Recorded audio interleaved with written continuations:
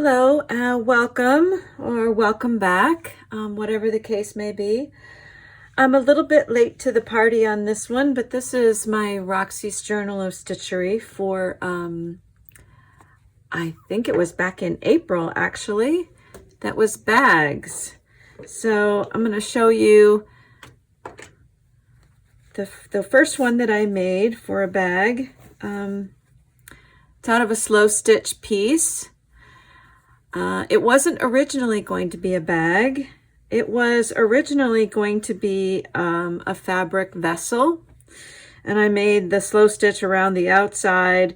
And when I went to make the bottom, I just thought, oh, I don't know if I really want something that's just going to be a cylinder like this. I didn't know how to taper the sides. So this piece told me that it wanted to be a bag. And I had not started one for the Roxy's Journal of Stitchery challenge for that month yet. And so I thought, okay, well, this is going to fulfill that role. And I really like how it turned out. The whole thing is hand stitched. There is no machine stitching anywhere. I did the slow stitch on the outside with like a piece of sheet as a backing piece. And then I did the same thing on the other side, just adding scraps of fabric. And then I created the center as a little bit smaller circle than the circumference of my cylinder piece, the outside. And then I added some ticking to the top to make the drawstring, and just did a running stitch. I did a running stitch attaching it to the slow stitch part, and then I also did just a slip stitch down here to hold the seam allowance down, just so that there wouldn't be any raw edges anywhere. It's very sturdy though, and I really kind of love how it looks.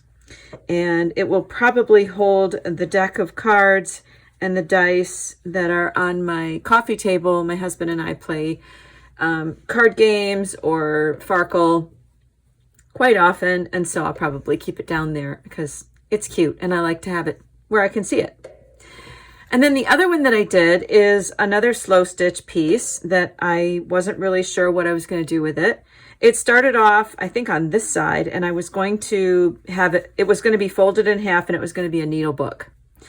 And I didn't really love it as a needle book cover. So I thought, well, maybe I will turn it into a bag. And so I made another piece, very similar. I used a lot of the same small pieces of fabric, and I put the zipper on there for a pouch. But I don't know if you can see, I did embroidery stitches. I think that's called thread painting, but very minimally for me. I just added some accent stitches to the fabrics, make it look more interesting, and I did a lining in here. This one is machine stitched for the zipper part. I wanted it to be nice and sturdy, but otherwise the slow stitch is all by hand. But I love it. I love the wooden butterfly buttons. Those are kind of fun. So that's bag number 2. Bag number 3 is a little bit crazy. This fabric was a messenger bag that I bought, one of those resale type shops. So anyway, I took it apart and decided to make a different bag out of it that would serve my purpose. This bag has pockets on the inside. I think the pattern was more like for a beach bag. And I thought as a sewing bag, I would like the pockets on the inside. So I did that.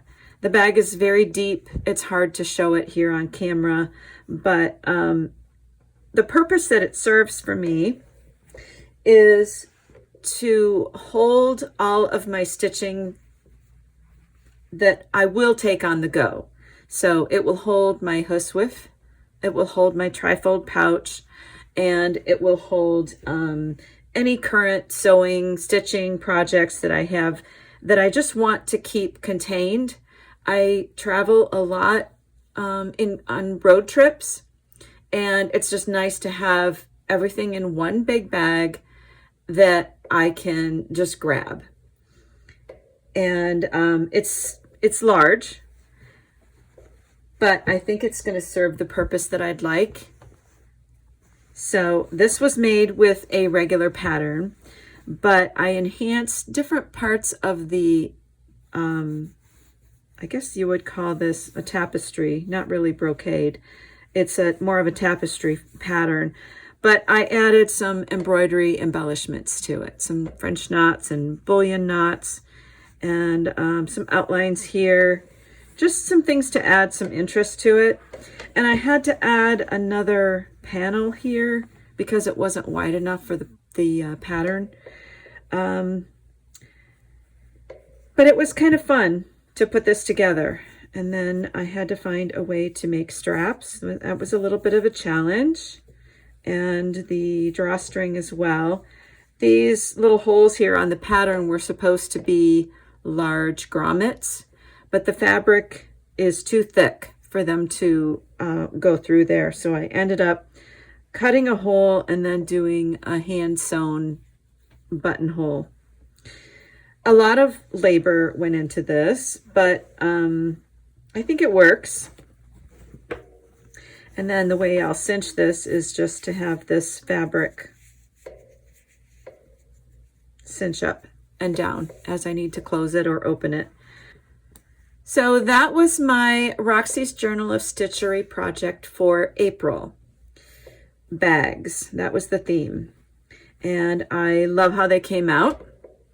And I always kind of like something that's useful to me too. It makes me feel like my labors were a little more worthwhile, even though I really love just the making of the process of making too. So no shame in that. The May project was a box. I chose not to do that. And the June project currently is a fabric bowl or a fabric vessel, which is kind of interesting because this is what that started out to be.